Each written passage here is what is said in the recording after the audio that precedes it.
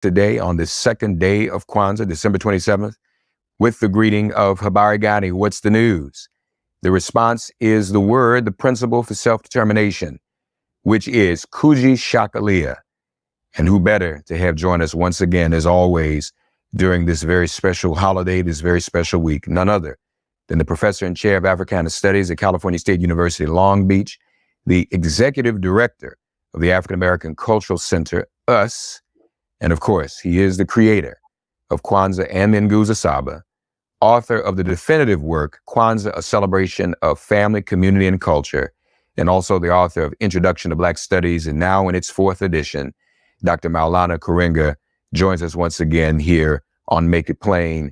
Dr. Karenga, Habari, Gani. Umoja, Habari, Gani. Masimela, it's good to be again here, and welcome, Karibuni, to your audience. And we say we wish for them blessings without number and all good things without end on this day of Kujichagulia and all through Kwanzaa. The second principle, Kujichagulia, of Kwanzaa means self-determination. And we say that it means to define ourselves, name ourselves, create for ourselves, and speak for ourselves. Kujichagulia, self-determination, reaffirms a fundamental principle and practice of the right of every people to determine their own destiny in daily life, to live free in their own place, space, and time. And it reaffirms a right to resist all forms of unfreedom, injustice, evil, and oppression. It reaffirms Nana Haji Malcolm X's teaching that, quote, freedom is essential to life. Freedom is essential to the development of the human being. And if we don't have freedom, we can never expect justice and equality. Indeed, only after freedom, he said, do justice and equality become a reality in the fullest sense of the principle and practice. So Kujichagulia, self-determination, teaches us to define ourselves, right? To name ourselves, I repeat, to create for ourselves and to speak for ourselves. To define ourselves means to define ourselves by the good we do and the dignity-bearing way we walk in the world. To name ourselves means to, in reverent respect for our history and culture and our highest values, to give ourselves names that are dignity-affirming, life-enhancing, and point toward the future we need to create. To create for ourselves means to create for ourselves in dignity-affirming, life-enhancing, and world-preserving ways of our ancestors. And to speak for ourselves means to speak in ways that bring forth the best of our culture and reaffirms our ancient and ongoing commitment to bring and share good in the world. Kujichagulia also teaches us that we must constantly dialogue with our culture, asking it questions and seeking from it answers to our continuous quest to live full, free, and meaningful life, and to make a worthy contribution to the ongoing struggle to bring and sustain and increase good in the world.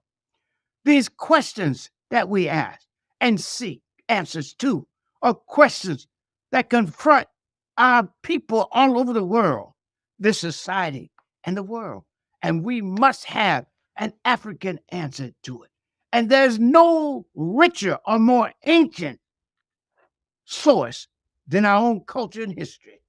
For we are an ancient people. We are the fathers and mothers of not only of humanity, but of human civilization.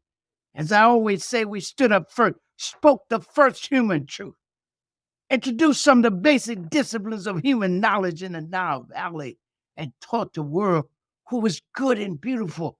Concepts like humans are worthy of the highest respect because they are in the image of the divine, in the image of God. Second, we taught the world the concept of dignity, the inherent worthiness of every human being. And this inherent worthiness has three characteristics. It is first transcendent of all social and biological categories like race and class and gender and sexuality and age and ability, etc. Second, is equal in all. No one is superior. No one is more chosen than anyone else. For our ancestors taught We're all divinely chosen. Chosen not over and against anyone, but chosen with everyone to do what? To bring good into the world and not let any good be lost. And third, this inherent worthiness, this dignity in the ancient Egyptian language called shepesu.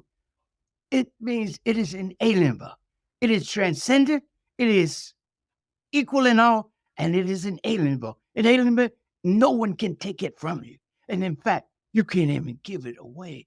So let us speak our own special cultural truth and make our own unique contribution to the expansion of human freedom and justice in the world, and imagine a whole new world and bring it into being in the most ethical, effective, and expansive ways. Hotel. Dr. Karenga, I'd be remiss as you describe our contribution as African people to the defining of the very principle of self-determination and freedom and justice and equality throughout the world. Is that precisely why it is innate, inborn in us to internalize and be concerned about some of the struggles going on in the world today, whether they be those struggles going on the front page in Palestine, or our desire to hear more about the struggles in Africa that the news does not report, Sudan and the Congo. I find people, people like you and me are perpetually in the struggle. But of late, I'm hearing from people who don't necessarily engage in revolutionary struggle every day, but they're so moved, so caught up in what's happening in these parts of the world and just can't be still and must do something about it. Is that not innate in us to be that way as African people? As African people and as human beings. And I'm going to talk about it in greater detail in my presentation of the principle of Ujima, your collective work and responsibility to build the good world we all want and deserve to live in. And yes, we are not fully human if we are not sensitive to the suffering of other human beings. And one of the things that you notice about the non-human aspect, if people can actually kill people without consciousness, commit genocide without even caring about it, actually advertise it, right? That's a big problem.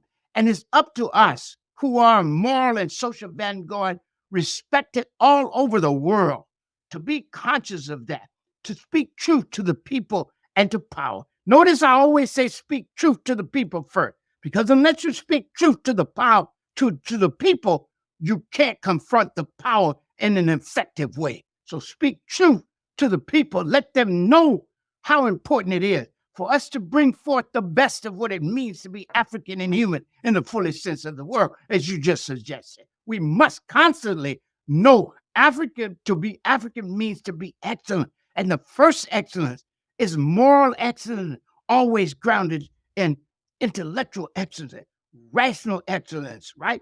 But especially the excellence of feeling a moral sensitivity toward other human beings, the world, and all in it.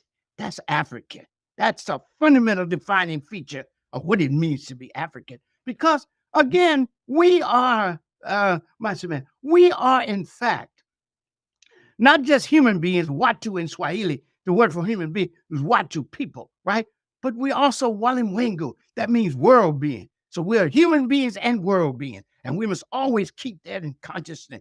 And one of the beautiful things about Haji Malcolm, he always taught us to see ourselves in the world, right? And to see ourselves playing a significant role in the transformation of the world. We, he said, belong to the rising tide of human history. And we must never forget that. Don't let them ghettoize us, marginalize us, or snatch our identity from us. We must return to ourselves, he said, and culturally ground ourselves in African values, the best of what it means to be African and human in the world. Habari Gani, the greeting today, folks. Once again, Kujichagulia. Tomorrow is Ujima, collective work and responsibility. We'll hear more. Don't go away.